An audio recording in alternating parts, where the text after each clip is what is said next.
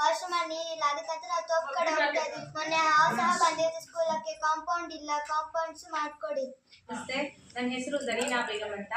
ನಾನು ಸುಮಾರು 20 ವರ್ಷಗಳಿಂದ ಇಲ್ಲಿ ಹೆಡ್ ಮಾಸ್ಟರ್ ಆಗಿ ಕೆಲಸ ಮಾಡ್ತಾ ಇದ್ದೀನಿ.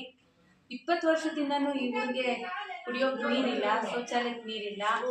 ಮತ್ತೆ 2 ರೂಮ್ ಇತ್ತು. ನಾವಿಬ್ರು ಟೀಚರ್ಸ್ ವರ್ಕ್ ಮಾಡ್ತಾ ಇದ್ದೀವಿ ಇಲ್ಲಿ. ಈ ನಮ್ಮ ಪೊಲೀಸ್ ಬಂದು 10 ವರ್ಷದಿಂದ ಕೆಲಸ ಮಾಡ್ತಾ ಇದ್ದಾರೆ ನನ್ನ ಜೊತೆಯಲ್ಲಿ. ಆದರೂ ನಮಗೆ ವಾಶ್ರೂಮ್ಸ್ ಇರಲಿಲ್ಲ 10 ವರ್ಷದಿಂದ. ಈಗ ರೀಸೆಂಟಾಗಿ ಚುನಾವಣೆಯಿಂದ ಒಂದು ಕಟ್ಕೊಟ್ಟಿದ್ದಾರೆ, ಅದಕ್ಕೂ ನೀರಿಲ್ಲ. ಮಕ್ಕಳು ಓದಕ್ಕೂ ಅದನ್ನು ಕಟ್ಟಿಟ್ಟಿದ್ದಾರೆ, ಬಟ್ ನೀರಿಲ್ಲ. ಅದಕ್ಕೆ ಮಕ್ಕಳು ಕಳ್ಸೋಕ್ಕೂ ಆಗಿಲ್ಲ. ಮತ್ತೆ 2 ರೂಮ್ ಇತ್ತು. 50 ವರ್ಷಗಳ ಹಿಂದೆ ಕಟ್ಟಿದಂಥ ಒಂದು ರೂಮು ಸೋರಿ ಅದು ಬೀಳೋ ಸ್ಥಿತಿಯಲ್ಲಿತ್ತು.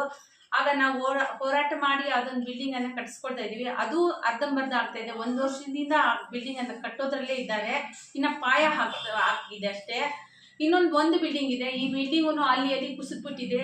ಜೋರಾಗಿ ಮಳೆ ಬಂತು ಅಂದ್ರೆ ಎಲ್ಲ ಸೋರುತ್ತೆ. ನಾವು ಕುತ್ಕೊಂಡು ಪಾಠ ಮಾಡೋಕ್ಕೂ ಆಗಲ್ಲ. ಇಲ್ಲಿ ಸುಮಾರು ವರ್ಷಗಳಿಂದ ನಮ್ದು ಸ್ಟ್ರೆಂತ್ ಚೆನ್ನಾಗಿದೆ, ಸ್ಕೂಲು ಚೆನ್ನಾಗಿದೆ, ಮಕ್ಕಳು ಚೆನ್ನಾಗಿ ಓದ್ತಾರೆ. ಹಾಗೆ ಈ ವರ್ಷನೂ ನಮ್ದು ನಿನ್ನೆ ವರ್ಷ ಎಷ್ಟು ಸ್ಟ್ರೆಂತ್ ಇತ್ತು ಅಷ್ಟೇ ಸ್ಟ್ರೆಂತ್ ಈ ಸಲ 21 ಇದೆ ನಮ್ದು ಸ್ಕೂಲಲ್ಲಿ ಸ್ಟ್ರೆಂತ್. ಆದ್ರೆ ಇಲ್ಲಿ ಬರೋದೆ ಅಂತ ಬೆಗ್ಗರ್ಸ್ ಮಕ್ಕಳು, ಬಡವ್ರ ಮಕ್ಕಳೇ ನಮ್ಮ ಶಾಲೆಗೆ ಜಾಸ್ತಿ ಜನ ಬರೋದು.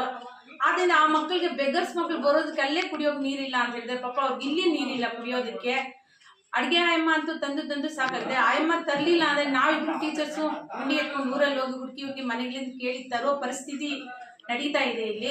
ತುಂಬಾ ಸಲ ನಾವು ಮನೆಗಳ ಹತ್ರ ಹೋಗಿ ಕೇಳ್ಕೊಂಡು ಅವ್ರು ಕೊಟ್ಟಾಗ ಎತ್ಕೊಂಡು ಬಂದು ಹಾಕೊಳ್ತಾ ಇದೀವಿ ನೀರೆಲ್ಲ, ತಟ್ಟೆ ತೊಳಿಯೋಕೆ, ಮಕ್ಕಳಿಗೆ ಏನಾದ್ರು ವಾಶ್ರೂಮ್ಸ್ಗೆ ಹೋಗ್ಬೇಕಾದ್ರೆ ಅಂತ.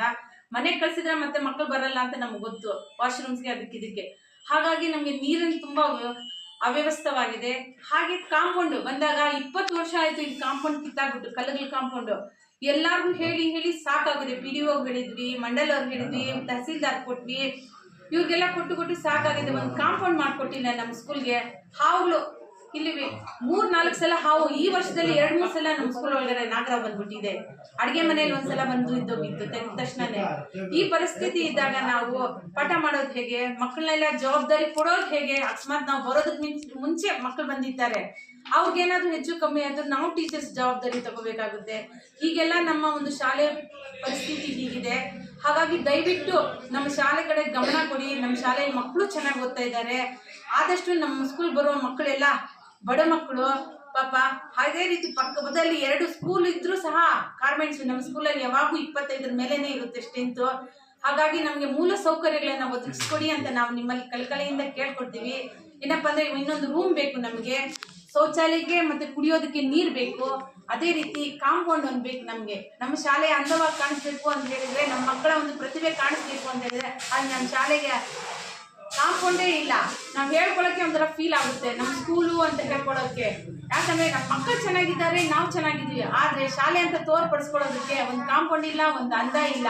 ಅದೇ ತರಗತಿ ಕೊಠಡಿ 2 ಶಿಕ್ಷಕರು ಒಂದೇ ಕೊಠಡಿನಲ್ಲಿ ಕುತ್ಕೊಂಡು ಪಾಠ ಮಾಡ್ಬೇಕು. ಹೀಗಾಗಿದೆ.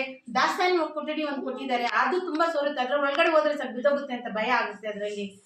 ಹೀಗೆ ಈ ಪರಿಸ್ಥಿತಿಯಲ್ಲಿ ನಾವು ಇಲ್ಲಿ ಶಾಲೆಯಲ್ಲಿ ಕರ್ತವ್ಯವನ್ನು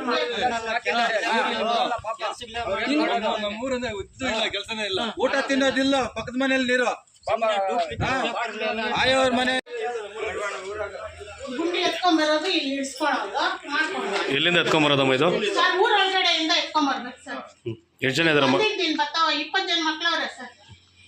ನೀವು ಮನೆಯಿಂದ ಹೋಗಿ ನೀರು ತಗೋಬರೋದಾ? ಹ್ಞೂ ಸರ್. ಬಗ್ಗೆ ಅಧಿಕಾರಿ ಇಲ್ಲ, ಆಯ್ತಮ್ಮ ಮಾತಾಡ್ತೀವಿ, ಯಾವಾಗ ಬರ್ತಾವೋ ಮಾತಾಡ್ತೀವಿ ಅಷ್ಟೇ ಸರ್. ಇನ್ನೇನು ಹೇಳ್ತಾ ಇದ್ದೀವಿ.